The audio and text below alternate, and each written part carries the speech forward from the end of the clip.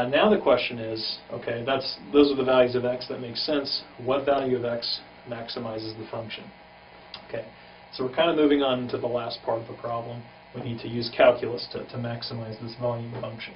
Okay, this is the last step in the problem-solving guidelines here. So I can simplify this a little bit. This x, one of these x's, cancels with the x in the denominator. And let's see, I get 108 times x over 4. Okay, that's 27x, okay, minus x cubed over 4. Okay, so this is the volume function as a function of x alone. Okay, so where is it maximized? Okay, well, now we use calculus. The derivative of volume is 27 minus 3x squared over 4.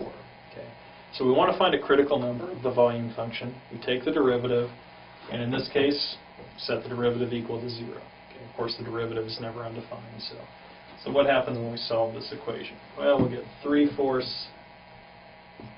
so 3x squared over 4, if I add this over, equals 27. And let's see, x squared is going to be 4/3 times 27, which is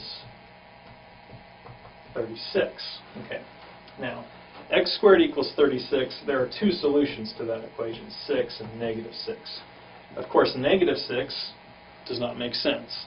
X has to be a positive number. It's a measurement after all. And 6 is in the domain. So this is a valid point where we could maximize our function. Okay.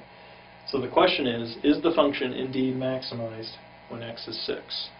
Okay. Well, to be sure that this is the location of the maximum, we need the second derivative. Okay, the second derivative of the volume function is just going to be negative 6x over 4. Okay. All right, if I take the derivative again, the derivative of 27 is 0. Derivative of this term is negative 6x over 4, which is, I guess I could write it as negative 3x over 2. Okay, so certainly the second derivative at 6 is less than 0. If I put 6 in for x, the second derivative will be negative. Now remember, if you have a critical number and the second derivative is negative, it has to be a relative maximum. Okay? But actually it's going to be the absolute maximum, because if you look at the interval which we're looking at, okay, this is the only critical number. Okay? The two endpoints don't really make sense as far as maximums. I mean, if x was 0, our volume would be 0, wouldn't it? Right? If x was 0, then of course volume is going to be 0, so that can't be the maximum. And in fact, if x is 108, well, you might, or square root of 108, it turns out that the height would have to be 0, so that box would have no volume either. Okay, but there are plenty of boxes in between, 0 for x and square root of 108 for x, that do have some real volume. This is the only value of x that could possibly maximize volume. So in fact, volume will be maximized when x is 6. Okay, so let's go back and finish solving the problem. We know that the volume will be maximized when x is 6. Okay. Now, actually, we can find the height as well, because remember, we do know something about this. We knew that x squared plus 4xh equals 108. Well, if we know now that x is 6, we can plug that into this equation and solve for h. We get 6 squared, which is 36.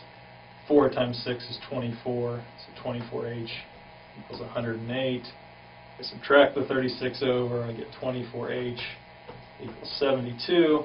Divide by both sides by 24, and I get h equals 3.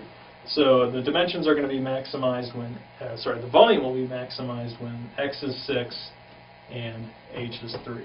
Okay. So 6 units wide, 6 inches wide, 6 inches long, and 3 inches tall will give us the biggest possible box using 108 square inches of cardboard.